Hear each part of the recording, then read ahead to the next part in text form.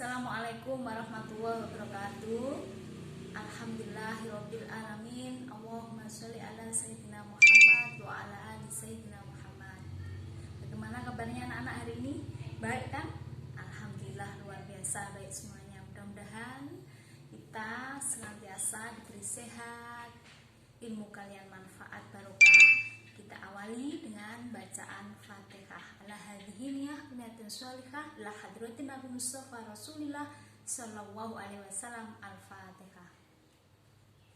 Amin. Anak-anak, seperti biasanya kita akan awali dengan membaca kalimat-kalimat thayyibah. Ikuti ya gerakan bitok ya, seperti biasanya. Kita akan bertasbih, istighfar dan hamdalah. Kita mulai. Subhanallah, astaghfirullahaladzim, alhamdulillah.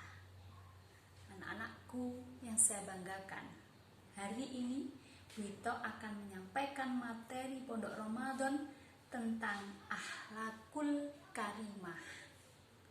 Apa itu akhlakul karimah? Akhlak itu adalah tingkah laku. Apa yang kita ucapkan, apa yang kita lihat, apa yang kita dengarkan, apa yang kita lakukan, itu namanya adalah akhlak. Sedangkan karimah itu adalah baik. Baik menurut ajaran Islam. Jadi yang dinamakan akhlakul karimah ini akhlak yang terpuji, segala sikap, segala ucapan dan perbuatan yang baik atau yang mulia sesuai ajaran Islam. Kesimpulannya adalah bahwa segala sesuatu yang kita lakukan yang baik menurut Islam itu namanya adalah akhlakul karimah. Paham anak-anak? Bagus. Selanjutnya. Nah, dalam Quran surat Al-Asr ayat 1-3, setiap hari kalau kalian pulang sekolah selalu dibaca. Artinya apa? Kesimpulannya apa? Bahwa amatlah rugi jika kita tidak beramal baik, karena hari akan terus berganti dan tidak akan pernah terulang. Jika kita melakukan kebaikan-kebaikan, maka disitulah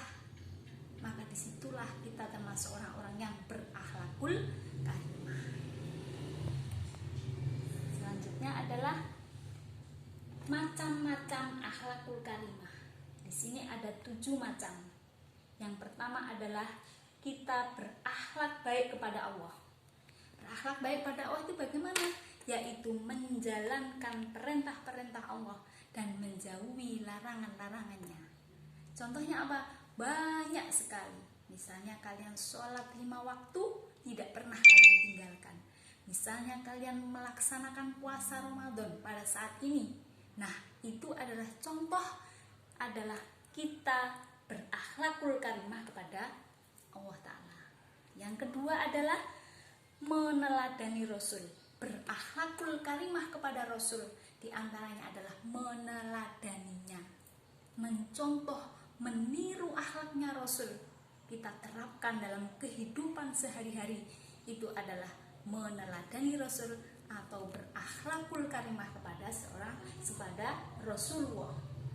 Yang ketiga adalah berbakti kepada orang tua. Berbakti kepada orang tua itu termasuk juga akhlakul karimah, akhlak yang baik, akhlak yang mulia.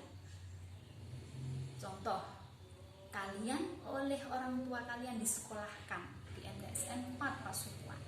Berarti kalian diberi amanah untuk belajar.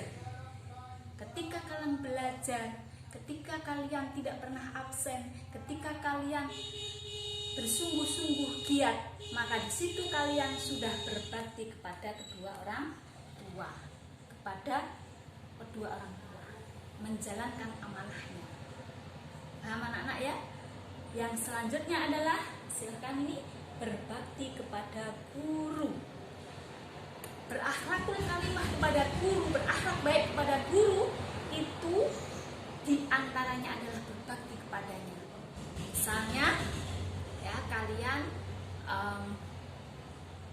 mengerjakan tugas-tugas yang diberikan Bapak Ibu guru, mentaati apa yang diperintah Bapak Ibu guru, mentaati apa yang dinasihati Bapak Ibu guru, itu berarti kalian sudah berakhlakul karimah kepada guru. Sedangkan yang kelima adalah tolong menolong kepada sesama. Anak-anak, kita ini hidup, ya, kita manusia sebagai makhluk sosial, tidak bisa hidup sendiri, pasti butuh bantuan orang lain. Nah, ketika kita berakhlakul karimah kepada orang lain, maka akan kembali baik kepada diri kita. Kita akan juga mudah ketika kita membutuhkan pertolongan atau bantuan kepada orang lain. Yang selanjutnya adalah menyantuni binatang. Islam itu adalah agama rahmatan lil alamin. Kita diberitahu, kita dikasih tahu bagaimana kita menyantuni, tidak hanya sesama, baik dengan sesama manusia, tapi juga sesama makhluk Allah, di antaranya adalah binatang dan tumbuhan. Nah, itu kalau kita bisa menyantuni binatang, kita bisa memelihara tumbuhan dengan baik, maka di situ kita sudah berakhlakul karimah. Ingat anak-anak, bahwasanya ketika manusia melakukan kebaikan, maka akan kembali baik kepada diri kita sendiri. Begitu juga sebaliknya, ketika manusia melakukan kejelekan, maka akan kembali jelek kepada diri kita sendiri. Maka berbuat baiklah, maka berakhlakul karimah dalam kehidupan sehari-hari. Paham anak-anak ya? Saya akan lanjutkan materinya, yaitu tentang manfaatnya. Manfaat atau hikmah berakhlakul karimah. Manfaatnya yang pertama adalah disayang oleh Allah Ta'ala. Coba, siapa yang kepingin disayang oleh Allah? Saya. Kalau kalian semuanya berakhlakul karimah, bertingkah laku yang baik, maka Allah akan menyayangi diri kita.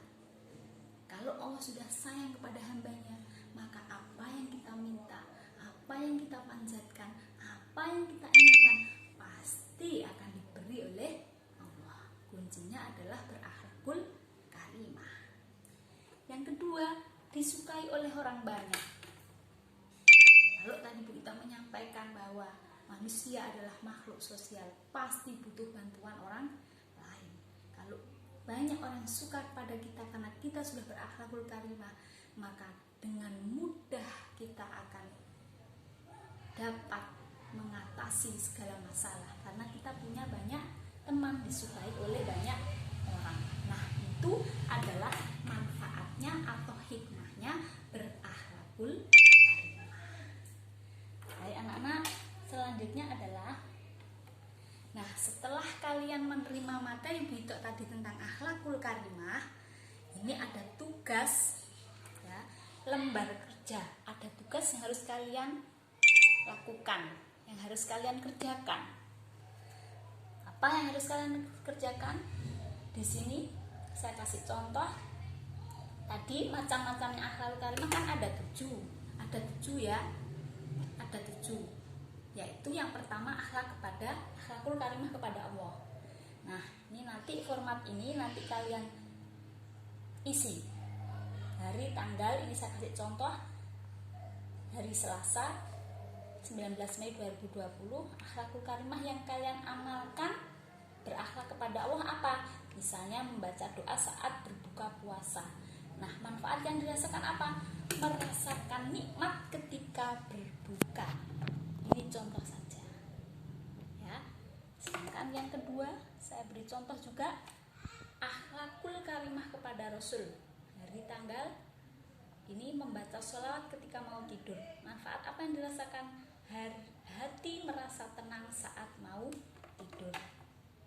Sedangkan yang ketiga, contoh akhlakul karimah kepada kedua orang tua. Misalnya membantu ibu saat menyiapkan sahur, meringankan beban ibu. Dia akan merasakan karena sudah puas membantu ibunya, meringankan beban seorang ibu. Nah, akhlakul karimah kepada guru yang keempat. Ini contohnya mengerjakan tugas pelajaran akidah misalnya ya. Nah, manfaat yang dirasakan apa? Punya rasa tanggung jawab. Lalu berikutnya adalah contoh akhlakul karimah kepada sesama. Misalnya dalam kehidupan sehari-hari ya, suatu ketika ada orang yang meminta-minta di depan rumah kita, lalu kita memberinya. Nah, yang dirasakan apa? Merasakan bisa berbagi kepada orang lain. Karena apa? Kita sudah berakhlak baik kepada sesama. Selanjutnya adalah akhlakul karimah memelihara dan menyantuni binatang.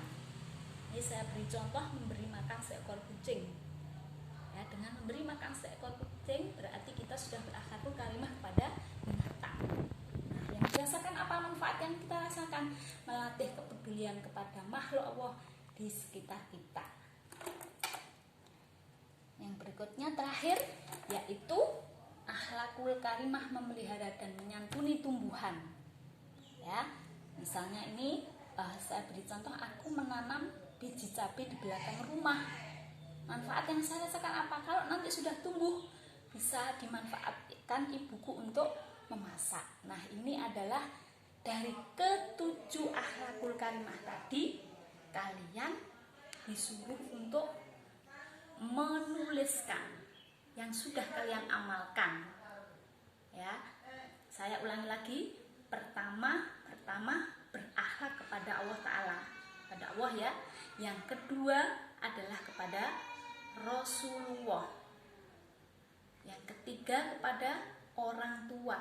Yang keempat kepada guru. Yang kelima kepada binatang. Yang keenam adalah tumbuh-tumbuhan. Ya. Yang ketujuh adalah dengan menyantuni tumbuh-tumbuhan.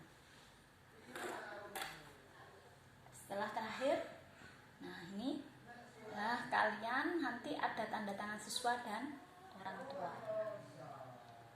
Paham anak-anak? Baik ya? Paham ya?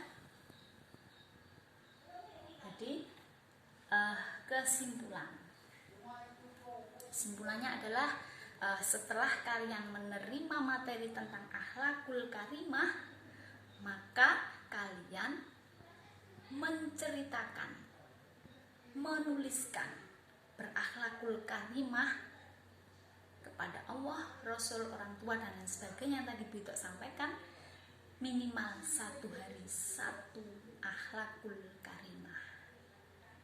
Paham ya anak-anak ya? Kita akhiri sama-sama dengan bacaan Alhamdulillahirobbilalamin. Saya akhiri, Assalamualaikum warahmatullahi wabarakatuh.